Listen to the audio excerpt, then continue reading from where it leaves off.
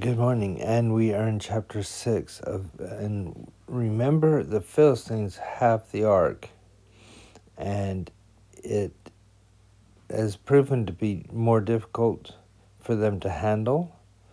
They thought that they could put it in with their deity as a war trophy, and really that was probably the worst thing they could do. The Lord showed them his superiority over them and over Dagon,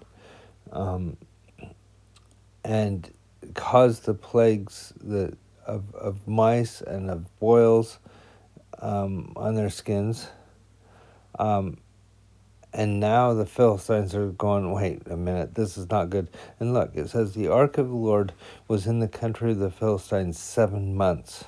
So they had it 7 months. They tried to do what they could, but finally the Philistines are going, well, this is not good. This is not good. And the Philistines called the priests and the diviners, saying, what shall we do to the ark of the Lord? Tell us wherewithal we shall send it to his place. And they said, if ye send away the ark of the God of Israel. Notice how they say this is interesting. This is the diviners, yet they still have quite a lot of influence or something. They know what they seem to know what they're talking about. Send it not empty, but in any wise return him a trespass offering.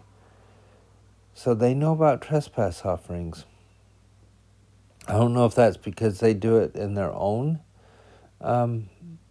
worship, or if they know about the customs, the things taught by the law of Moses. Then ye shall be healed, and it shall be known unto you why his hand is not removed from you. So they'll know more of why is it that he's doing this. Then they said, what shall be the trespass offering which we shall return to him? They answered, 5 gold emerods and 5 golden mice, according to the number of the lords of the Philistines. For one plague was on you all and on your lords. Now remember, they went to 5 different cities, 5 different lords, with the Ark of the Covenant of the Lord, as explained earlier. In each place the plague would follow. Wherefore ye shall make images of your emerods, and images of your mice that mar the land, and ye shall give glory to the God of Israel. Peradventure he will lighten his hand from off you, and from off your gods, and from off your land. Interesting, it says from off your gods as well. Wherefore then do ye harden your hearts as the Egyptians, and Pharaoh and Pharaoh hardened their hearts. Basically saying, well, why would you want to harden your hearts as they do? Why are you holding on to this for 7 months? When you're having the sort of plagues that they were having. When he had wrought wonderfully among them, did they not let the people go, and they departed?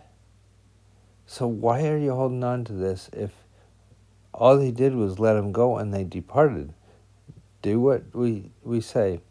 Therefore, make a new cart and take 2 milk kine, which is 2 milk cows, on which there hath come no yoke, and tie the kine to a cart, and bring their calves home from them.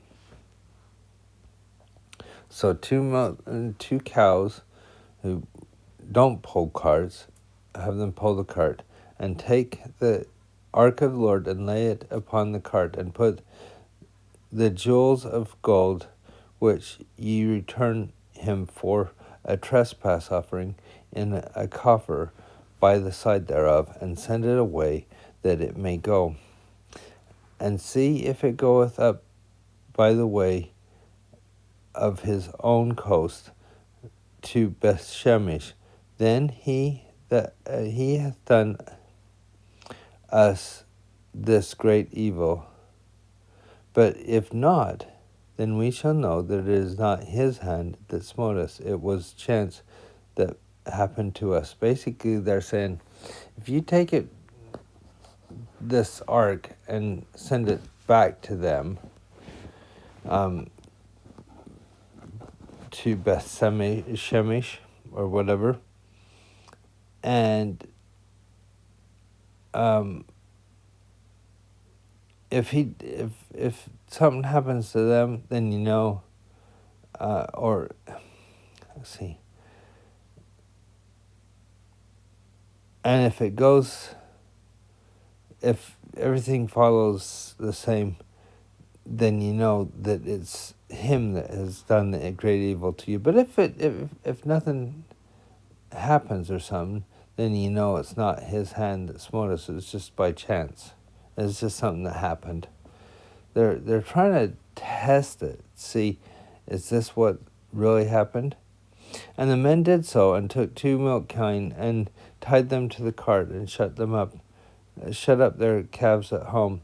And they laid the ark of the Lord upon the cart, and the coffer with the mice of gold and images of emeralds.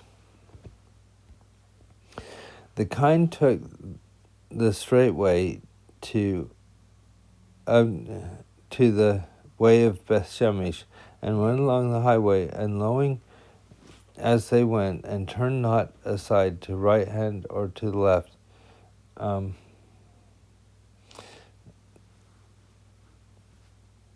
And the lords of the Philistines went after them unto the border of Bethshemesh, and they of Bethshemesh were reaping their wheat harvest in the valley, and they lifted up their eyes and saw the ark, and rejoiced to see it. And the ark came into the field of Joshua, a Bethshemite, and stood there, and there was a great stone, and they clave the wood of the cart, and offered the kine a burnt offering unto the Lord. And the Levites took down the ark of the Lord, and the coffer that was with it therein, and the jewels of gold there, and put them on the great stone. And the men of Bethshemesh offered burnt offerings and sacrifices the same day unto the Lord. And when the 5 lords of the Philistines had seen it, they returned to Ekron the same day. And these are the golden emeralds which the Philistines returned for a trespass offering unto the Lord.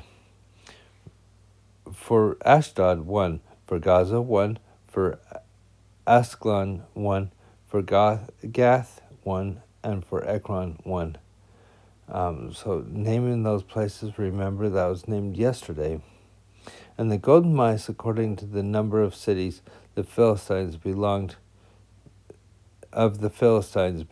to those 5 lords, both of the fenced cities and of the country villages, even unto the great stone of Abel. Thereon they set down the ark of the Lord, which stone remaineth unto this day in the field of Joshua the Bethshemite. So they did this to see if anything happened, but at that point nothing had happened. But look what happens here. And notice it says he, as I underline that, smote the men of Bethshemesh, because they had looked into the ark of the Lord. Even he smote the people 50,000 and 70 men. That's a lot. I'm never sure exactly on the numbers here, but if we're to look at it in terms of how many people, in relative terms, I think is about 40,000 men that died for the Philistines to get this, the Ark of the Covenant, when they fought them in the 2 wars that they did. This is 50,000, 70 men, meaning is a lot more,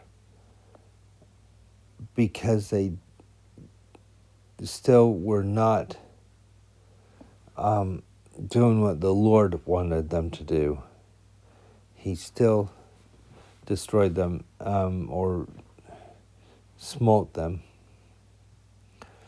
And the people lamented because the Lord had smitten so many, or many of the people with great slaughter. And the men of Beth-Shemesh said, "Who is able to stand before the holy Lord God, and to whom shall he go up from us?"